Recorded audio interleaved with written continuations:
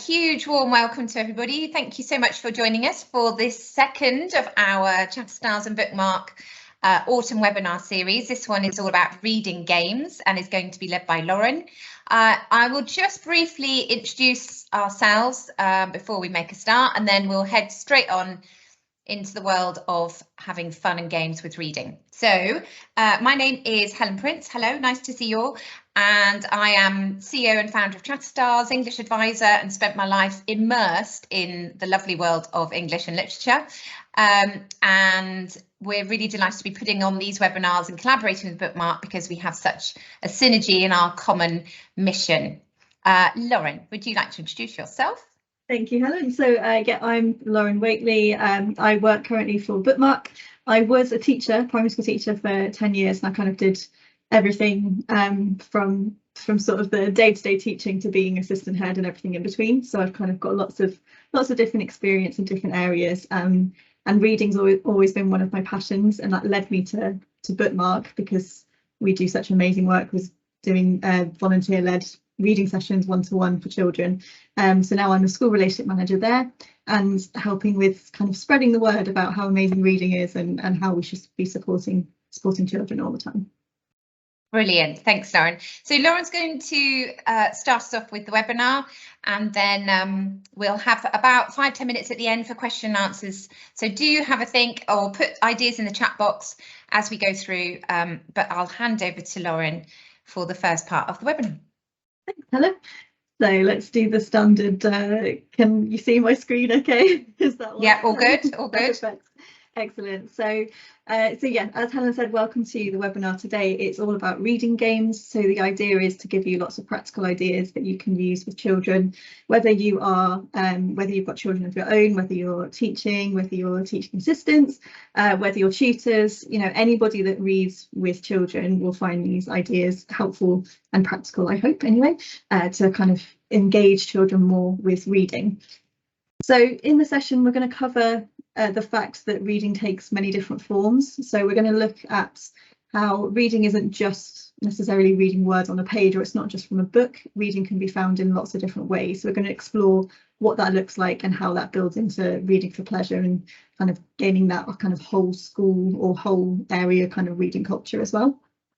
As I've mentioned, we're going to gather lots of ideas for games to use when you're reading with young people, and also understand how reading games nourish children's reading comprehension. So the whole point of me showing you these reading games today is to develop that reading for pleasure, to really kind of to help children get a better understanding of reading and to develop their reading comprehension. So just to start with, I just thought it'd be useful to kind of explain why games and activities are so important. Obviously, the kind of physicality of reading, so what we call the decoding of reading, is really, really important. But the comprehension side is just as important and means that children really understand what they've read. And we can do that through a variety of games. We can explore the text through a variety of games in lots of different ways. Helen briefly touched upon the end of Key Stage 2 objectives last week, if you were in the webinar from last week, but I've just pulled out a couple from sort of the Year 6 objectives just to talk through and explain why games would benefit these sorts of objectives. So during inferences, so being able to understand how characters are feeling, maybe understanding what's about to happen next. There's lots of different games that I'll show you today that can explore those ideas and help children to gain a really good understanding of different inferences in the text. Participating in discussions about books. So again, opening up any kind of questions that allow children to talk more about the book just helps them to develop those skills of actually discussing and asking questions and answering questions about text as well. And that leads on to explaining and discussing their understanding of what they have read, because again, all of these games should give you an idea of if the child has actually understood what they've read, but they're doing it in a slightly different way rather than just asking a direct question. You can kind of understand what they've gained from reading just through a game instead. And then providing reasoned justifications for their views. I think when we look at some of the games later on, which might be sort of acting in role, you can start to really delve into their understanding of a text and their understanding of a character. But again, doing it in a slightly different way that's a little bit more engaging than maybe just a question. I just also wanted to point out this really lovely quote about reading for pleasure is positively associated with comprehension, grammar and wider vocabulary. So just to show you that these activities, these games are really important because not only do they support reading, they support other areas of the curriculum as well. And I know in particular, Helen, very passionate about the wider vocabulary side of things too. So I'm just going to show you some ways in order to enable children to kind of gain those skills too. So just to start off with, I'm going to show you just a few different activities just to talk through and explain them and tell you how they link as well to different areas of the national curriculum. So to begin with, we've got some decoding games. So these are all to do with, again, like I said, the kind of physicality of reading. So actually breaking down the words, so segmenting the words into different sounds and blending them back together. So noughts and crosses is a game that all children are aware of and I think everyone is aware of. And it's a really, really useful one to use if you want to explore different sounds. So in this example here, we've got the sound I as in sky, size, bright and cried, versus the sound E as in mean, thief and ski. And the idea is that you would have two children playing noughts and crosses against each other, or you could have an adult and one child, and you would write words with those sounds in the grid, and then you would cross it off once you get your kind of 3 in a row. So it's that kind of idea. You can explore lots of different sounds. You could do it with visual things instead. So it doesn't necessarily have to be sounds, but it could just be letters. So if you were starting off with words that begin with, for example, for particularly young children, you could put those ones in there as well. You could probably use it for lots of other different ways, but I just wanted to show you that in terms of sound and decoding to begin with. And then we've also got some decoding activities here. So I've just taken an extract from one of the online books, online resources that we use in Bookmark. So this is one of the resources called Wake Up Time on Bumble Farm, which was created by Twinkle. And the idea is for the first one, it's sight reading, but the whole activity is fastest finger first. So the idea with these kind of activities is pretty much what it says on the tin, fastest finger first. You can play it one-on-one, so you could have two children and do it as like a mini competition between them. You could do it as just you reading with one child and saying, oh, I wonder if you can find it before I can. You could do it with a whole group of children, and again, it's who can find it first, or just put your finger on it when you found it, so it doesn't necessarily have to be a competition. You can do it with the whole class as well, and these kind of activities are quite adaptable to work with smaller groups and larger groups too. So to begin with, you could just do sight reading, so who can find the word quiet really quickly, and then you can either do it as putting your finger down, or you could do it as circling as well. And now for the next one, so if you have a look at the next box along that starts with, but no one here has made a peep, I would like you, if you can, in the chat bar to tell me how quickly, or can you tell me a word that rhymes with bake in that little extract there. So the second square in the middle. I wonder who's going to be the fastest finger first. Going to wait and see. Okay. Oh, Martin Cross is typing. Oh, go on, Martin. Anyone going to beat Martin? Can you see that, Lauren? Should I tell you what it is? So yeah, we've got wake from Martin. Very good, excellent. Who's officially, you need to sign up for Who Wants to Be a Millionaire, Martin. Fantastic, well done, Martin. So we've got wake is in that extract there. And then the next extract, hungry goat can sleep no more, his breakfast not been late before. I wonder, can you find any words that have the E sound in before I can? Or again, you could do this as before other people. You'll notice that it's quite open. So it doesn't say how many words you've got to find, it just says, can you find any words? So that might be a hint that there might be more than one word. You might notice that there is an E sound, the two letters E and E together, but there might be other words that it's not presented with those two letters. So Helen, has anyone found it? Yeah, we've got a couple from Josephine. We've got bean and sleep from Josephine. Very good, very good. Anyone spotted any other words that have that E sound in? Definitely bean and sleep. Sophie and Katie have just found hungry. Yay, very good, excellent. So hopefully you can see with this kind of game that you can adapt it for the child and their kind of attainment, or their skills that they've learned so far. In that last one, obviously you can focus on the words that actually have the letters E and E to make the sound E, but you can also have a look at other sounds, other letters that represent that sound as well. Fantastic, thank you for the participation, everybody. You can see we've got sleep, bean and hungry. And then in this next one, this is all to do with vocabulary. So we're looking at kind of the different strands in the national curriculum. So we've already looked at decoding, we're looking a little bit at vocabulary, we'll look at inference and retrieval as well. But in this one here, you can do some meanings. There's two different ways you can do this. Meanings, find a word that has the same meaning as pile.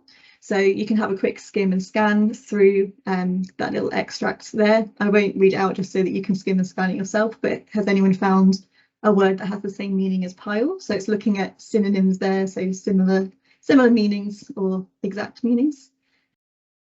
Josephine's got there first again. She's come up with mound. Oh, excellent, Josephine, you are on it. That's fantastic. So there we go. So we've got mound in that one. And then you can also do a slightly different one for meanings. So this one says, this phrase means move away from each other. Can you find it on the page? So again, we've got piglets scatter left and right as frog gives them an awful fright. If anyone can find the phrase that means that. So in the first one, it's kind of using synonyms. In the second one, it's kind of giving the definition and seeing if they can find the phrase or find the word. So you can use different ideas for that vocabulary. Has anyone found that, Helen? We have. Catherine said scatter, so is Josephine. Yeah, fantastic, excellent. So we've got scatter or scatter left and right, fantastic. So hopefully you can see with those games, fastest finger first, it's all to do with that retrieval skill of skimming and scanning, so scanning through the text and picking things out, but it's also looking at the different skills. So we had vocabulary and we had a bit of decoding there as well. To build on the retrieval side of things, the game Two Truths, One Lie, I'm sure everybody's been involved in some kind of icebreaker activity where they've had to come up with two truths about themselves and one lie, but it's a really good game to play when you've read a book with a child, or if you've read an article, or whatever you've read, really. It works with anything at all. You can do it about the whole text, you can do it about a short section of it. I took inspiration from Helen last week showing us The Very Hungry Caterpillar and thought everybody knows that book. I'm not expecting you to know which ones are the truths and which ones are the lies, but the idea is, again, it's retrieval, so children can actually physically flick back through the book, find the answer and kind of prove to you that they found it as well. So it's just building on that skill of actually going into the text and pulling out the answer. So I've just given them 3 statements. It was a Sunday when the caterpillar popped out of the egg. On Thursday, he ate through 3 plums. On Saturday, the caterpillar ate 10 items. And then they'd have to prove to you which ones they thought were the truth and which one they thought was the lie. I have to be honest, I actually can't remember which one the lie is because they all sound very plausible to me, but I think it was potentially on Thursday he ate through 3 plums. So if anybody does you're testing our knowledge now. I know, exactly. I'm not expecting anyone to know the answer, but if anyone does have a copy of The Very Hungry Caterpillar to hand, you can always double check for me. We're all off to find out in a minute. Definitely. So I've spoken a little bit, touched a bit about inference as well. So kind of the idea of using clues in the text. So we just looked at retrieval, which is where you physically go into the text and you pull out the answers. Inference is more subtle, so it's not that the answers are going to be directly there, and it's a lot of kind of taking forgotten the word, it's actually making guesses, but guesses that make sense from clues from evidence in the text. Educated guesses, that's what I mean. So I've got 3 activities here that are all can be turned into games, all can be turned into activities that involve a little bit of drama. So they're all in role games. So you've got hot seating. So if you've read a book with a child and there's a particular character, you can either ask them if they'd like to pretend to be the character, and then you could ask them questions. It could be about how you think the character might act in a certain situation. It could be what they think a character might be doing next. It could be what do they think the character's thinking. Or you could do role reversal and you could say, OK, I'm going to be this character. What questions would you like me to answer? And just kind of model it to them a little bit as well. And it's just quite a fun way to get children engaged. Again, this could be done one-on-one, it could be done in a small group setting, it could be done in a whole class setting. And if you're the kind of person that likes being silly and over dramatic and loves all the theatre, you can put on voices and do actions and things, and even bring along props if you've got anything that you would like to kind of signify that you're a different character. We've also got freeze frames, so asking children to show a different part from the text. And again, this is a bit of retrieval because it could be that they're actually taking from the text an event that happened, but also a little bit inference because it's all about their expressions that they're going to put on their faces, how they're going to show the emotions of the characters as well.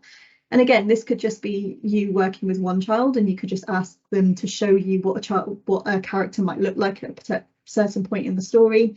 Or you could say, you know, at this point, you could have some of the children being trees in the background, for example. You could have some children being characters, just to see their understanding of the story. And then thought tapping links to that really nicely. And the idea is that you would go over, if the child is doing a freeze frame, maybe put your hand on the shoulder, or just point to them, or say their name and say, what are you thinking at the moment? What are you feeling at the moment? Can you tell us a little bit more about why you're presenting yourself in a certain way? And again, it's just a really good, fun way to get a little bit more out of the child, to get a little bit more out of the young person in terms of understanding what they've actually read, and understanding if they've understood. This is one of my favourite activities. It's actually from the Open University Reading for Pleasure. So the Open University do a fantastic Reading for Pleasure course that you can do. And one of the things that they suggest is using a treasure hunt. Now, I mentioned at the beginning about how reading takes many different forms, and I think this sort of demonstrates that perfectly. So you can see on the screen that there are so many different ways that children can find things that they can read. So you've got obviously fiction, non-fiction books, but you've got things as well like takeaway menus on there, games on there as well, songs and rhymes, catalogues, adverts. Reading is everywhere, and it's good to sort of show children this. So the treasure hunt can be used in a few different ways. You can do this at home in a library, or just name it and see if the child can actually name something. So it can be that you say to the young person, can you go and find something you can read that makes you laugh? And you can do it as a bit of a race. So if you've got a few children, they could run away, go and find something, bring it back. You could do it so that they just call out or write down something that they've read recently that makes them laugh. They could even just write the word joke on there, and then you could talk about different jokes that they've read recently, that they've heard recently. But that is the idea, is that it's just a fun way to get children to understand that reading isn't necessarily just sitting down with a book. It can be shown through lots of different ways. And as I said, it can be a quick, let's go off, race, find different things, bring it all back, and then you could give out points for different for the fastest person, or just points for people who can think up one of those things, or you can just do it as a little bit of a discussion. If you've got a whole class setting, you could always set a challenge each week, so that at the beginning of the week you say, okay, at the end of the week we're all going to share something that you've read that helps you to organise things, and then you could do like a nice sharing session at the end of the week, near the end of the day on Friday, for example, and children could talk about what they've read that helps them to organise things. I just think it's a really lovely activity to kind of engage and get that reading for pleasure really kind of in place. Similarly to that, there's also a scavenger hunt. So I'm thinking kind of in the style of Where's Wally? The idea is that you would give the children, the young people, a generic list of things that they might be able to find whilst they're reading. So I've put a few ideas down here. So it could be something red, a flying thing, a smelly thing. You could come up with anything really. If you know the kind of text in advance, then you might pick out particular things, but otherwise it should be fairly generic.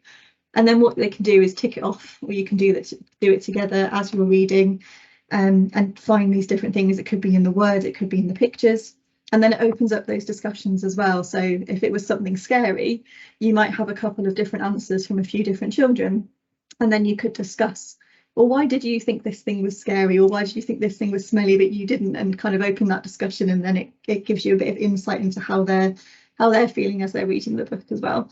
So it's just a nice little activity. You can also play it as I Spy. So you could do it as like if you just wanted to show them a page. So if you had maybe something non-fiction or just an article, you could just do an I Spy, and it's a bit like the fastest finger first again. So who can be the first to find this, or I Spy something large on this page, who thinks they might know what it is. And again, you could have lots of different answers and explore that a little bit more. Just a few activities as well here, just to do with starters for when you're doing some reading. So this might be at the beginning of a lesson, it might be at the beginning of a one-to-one reading session, it might be if you've got children at home whilst you're having like cooking the dinner or creating lunches for the following day or something, just a couple of activities just to engage the children. So you could do opposites, which would be writing a list of words or even saying a list of words and trying to find an opposite to match. So that's looking at antonyms, so opposite meanings, or you could do the same with similar words as well. But again, that's just building on that vocabulary side of things. You could do create a story, so draw images together or just come up with a story together, and then you could type it up if you wanted to, write some notes, draw some pictures. Again, just getting that idea of a story structure from the young person's point of view, kind of that comprehension building again, understanding the structure of a story. Drawing or acting an emotion, so I've touched upon how useful drama can be, and drawing an emotion is really kind of effective, because you can talk really carefully with the child about, okay, why have you drawn the eyebrows in that way? They look like they're really slanted downwards. What does that maybe tell us about the emotion? Or why are their eyes really big? What's that telling us? How are they feeling? Or how would you draw a character that was being a little bit confused? What would their mouth look like? What would their eyes look like? And it just kind of gets them to really hone in on feelings and what a character might look like if they're feeling that different in those different ways. And then we've also got guess the word, which I would say is called hangman, but I thought it was probably more appropriate to call it guess the word.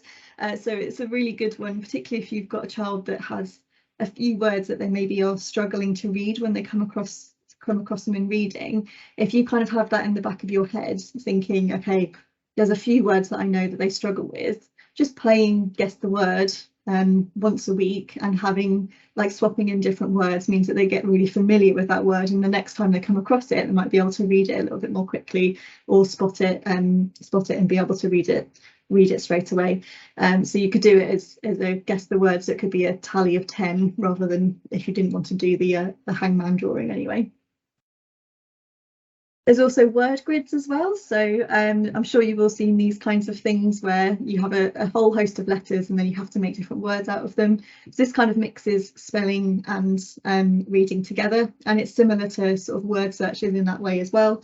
It's just a useful little brain break, really, just to try and see how many words that young people can create. And again, you could discuss the vocabulary. Could you put that into a sentence? What might that look like if you were to draw it? So it's lots of different activities you can do around it once you've created those words as well. And then just to sort of to end the kind of ideas in terms of activities, I just wanted to touch upon the fact that pictures are really important when reading with young people, because there's just a whole host of things that you can get from a picture.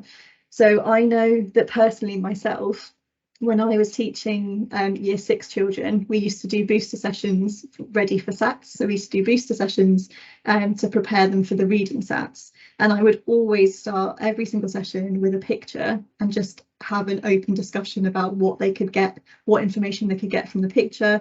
We'd make up a whole kind of backstory for characters in the picture, or if it was just a setting, we'd make up a whole kind of story that might happen in that place. But it was all to do with inference and what kind of inference and retrieval, really, what kind of information they could gain from that picture.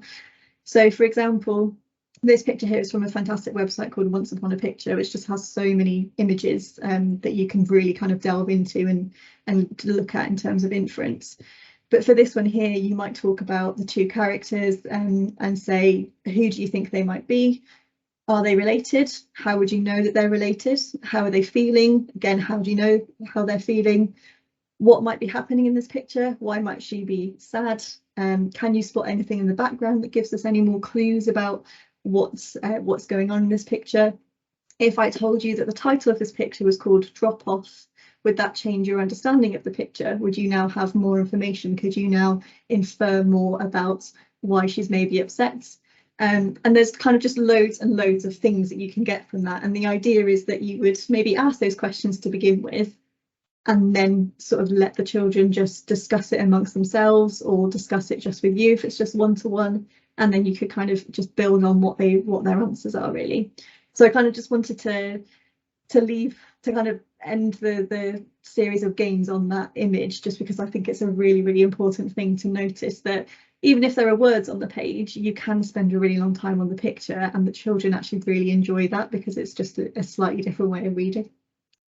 I'm going to pass over to Helen now, who's got some very exciting things to show you about the Chatterstars app. So I'll just click on the next page for you. Thank you, Lauren. That was Okay. so good to hear. And I do think we take pictures out of books so early. I don't like the fact that we take pictures away from reading books so early on, because you're right, they give such an additional layer of meaning. Yes. And lovely to hear you talk about really valuing all forms of reading. You know, let's not just be snooty and say you've got to read, you know, Dickens by the time you're 9. Actually, it's much more inclusive than that. It's about what you read to understand how to catch a train, or you know, every form of reading is so important, isn't it? Thank you. And in fact, everything that Lauren has just described there, that's really very much at the heart of what we've tried to build. I wanted to create a digital solution for our young people to help, because I felt like maths had everything and we didn't have enough.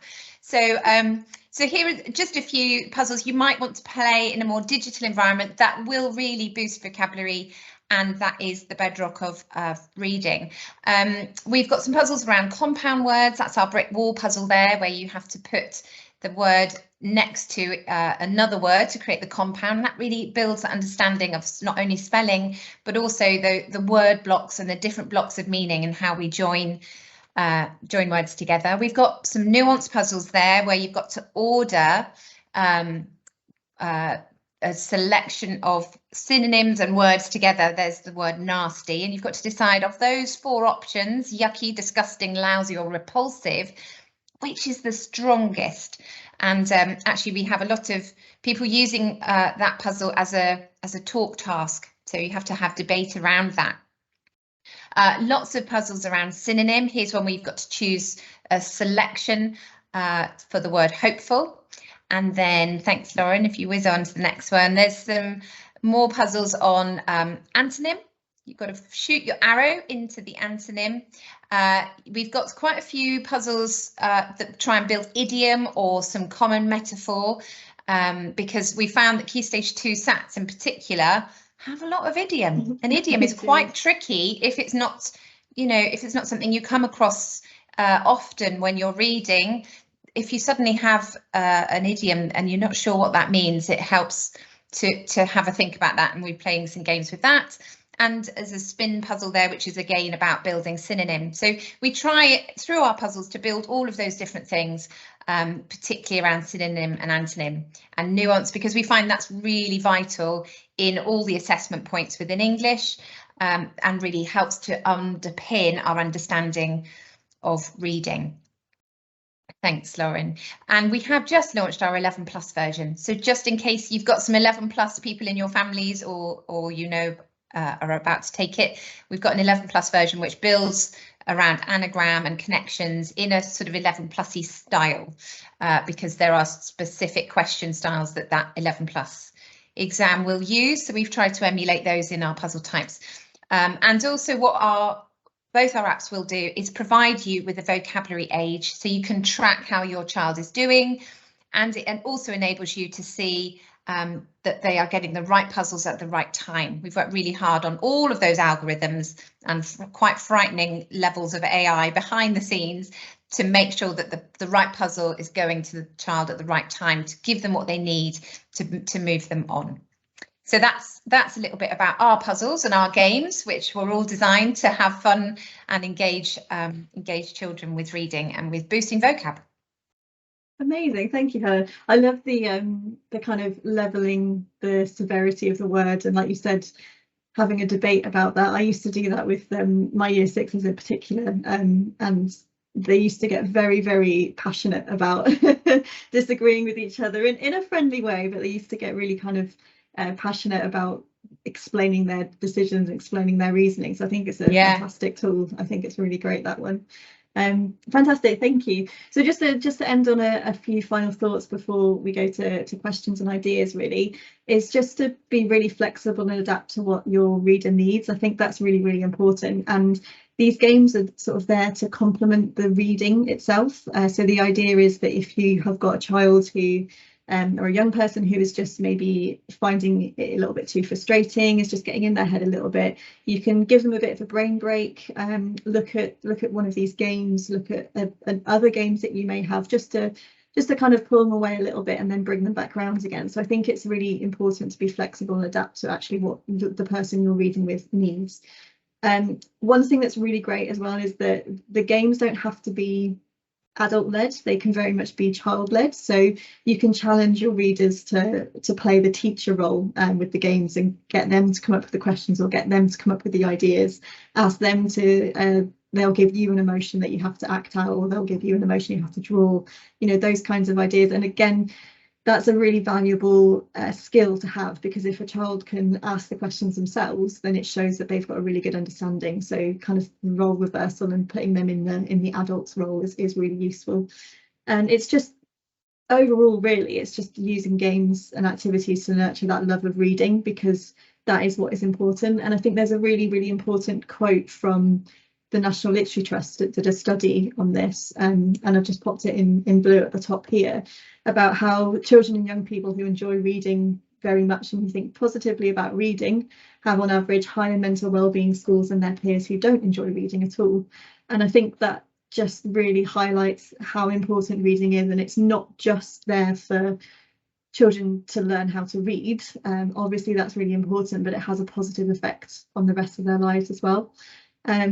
And that does lead me to kind of my final thought, which is to do with Bookmark, really, and volunteering around Bookmark. So it's really important interventions like Bookmark and the things that Helen's doing with the Chatterstars app is really, really important at the moment.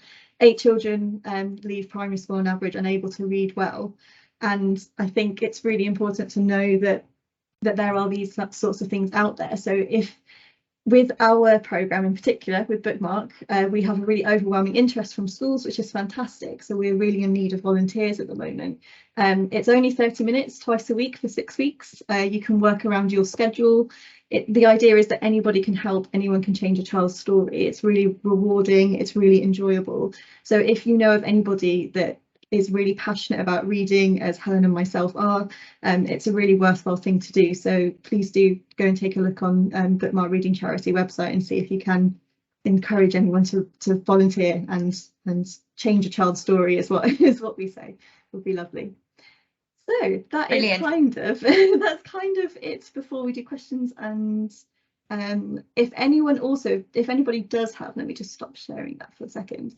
If anybody has any games themselves that have worked really, really well with children, please do pop that in the chat bar as well, because this isn't an exhaustive list at all. These are just a few ideas. So if anybody does have any ideas, please do pop them in the chat. Or questions, obviously. Just working out how to unmute everybody. Allow mic, there we go. Fantastic. Here we go. So that should mean everybody now can speak should they wish, and they can also now be on camera should they wish. I hope that's worked. Well, it looks like it's the little symbols have disappeared, so you should be able to do that now. Yeah, I hope so. Or put something in the chat box is fine. While people are thinking, if you follow our social media, Chatterstars, I'm doing a Facebook Live. I've never done one before, Lauren. It's a little bit scary. That's exciting. Doing a Facebook Live next week, next Tuesday, I believe, at 7:30. So if you don't already, then have a look for us on Facebook. We're just Chatterstars. I think we might be Chatterstars, the vocab app.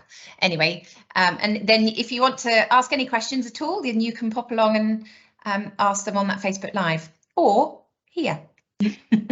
That's very exciting, Helen. I don't think I've done a Facebook Live before. I hope so. Means I can't have a glass of wine till 8 p.m. It'll be well deserved, though. Yeah, I hope so. I'm not sure. I can't see anybody typing at the moment. Something in the chat. Catherine says, teaching kids synonyms and antonyms. Rocket Part 2, the jumping game. That's something on YouTube. Oh, that I'm going to be looking that. Yeah, looking that up. Okay. Thanks, Catherine. That sounds good. We'll go and check that out. Stronger together, everybody. In fact, Laura and I were just talking before everyone joined in. How you've got to think something new to cook for tea every night, and ultimately you get a bit fed up with that. But also it's the same with reading games. You have all these reading games and then you forget some, and then we sort of need things like this to re-trigger and remind us of the fun we can have, and sharing those ideas is really valuable, isn't it? Definitely. So thank you. Thanks, Sophie. Thank you for joining us. I was saying to Helen about how even some of these games that I've just mentioned I haven't used for the last year when I was teaching, and it's just for being reminded of that. It's really great. Oh, what's Vanessa said? My mouse has died. Just wanted to say that instead of a hangman, I draw a flower in a pot. Also, if the chess puzzles are interact, do they work on Bramble? Oh, Sally's got a hand up. How do I help her? So I think the Bramble is what we use for Bookmark, Helen. Just so okay. Yeah, so I think that they wouldn't. No, maybe not be compatible. Not sure. Yeah. But I like the mouse has died flower pot hangman thing. That's great. Fun. Hi, Sally. Hiya.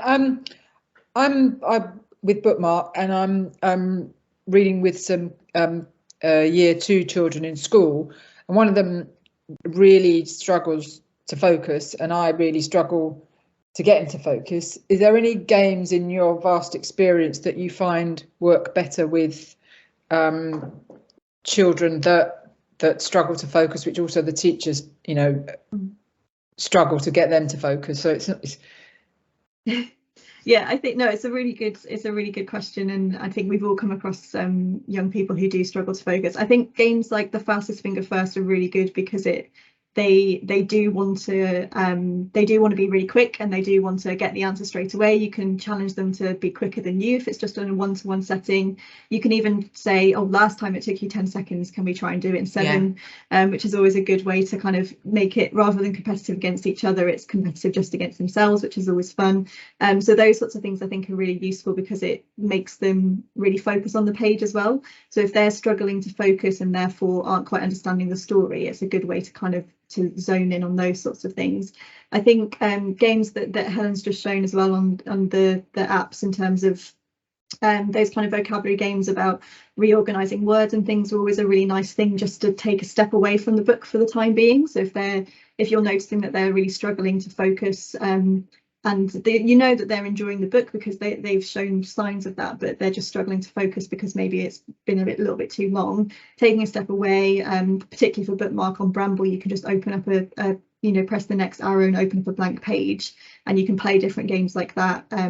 Play a bit of the guess the word, or my mouse has died, or hangman, whatever you want to call it, just to kind of take them away for a little bit and then bring them back to refocus.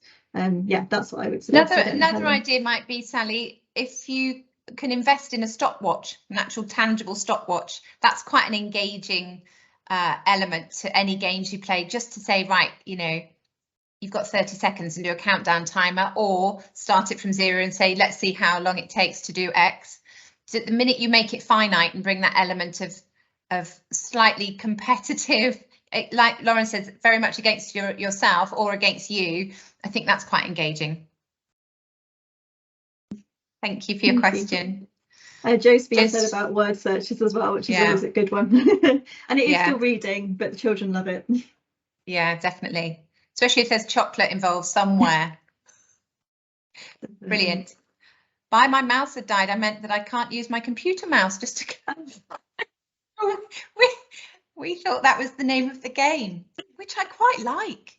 I quite liked it. I couldn't quite figure it out, but now it makes more sense with the flower pot. Yeah, thank you, Vanessa. Oh dear, that's so funny. Thank you, Vanessa. That's great. Brilliant. Okay, well, if there's no more questions, then we'll pull it to a close. That's our 40 minutes. It's so lovely that you've all been able to join us. Thank you.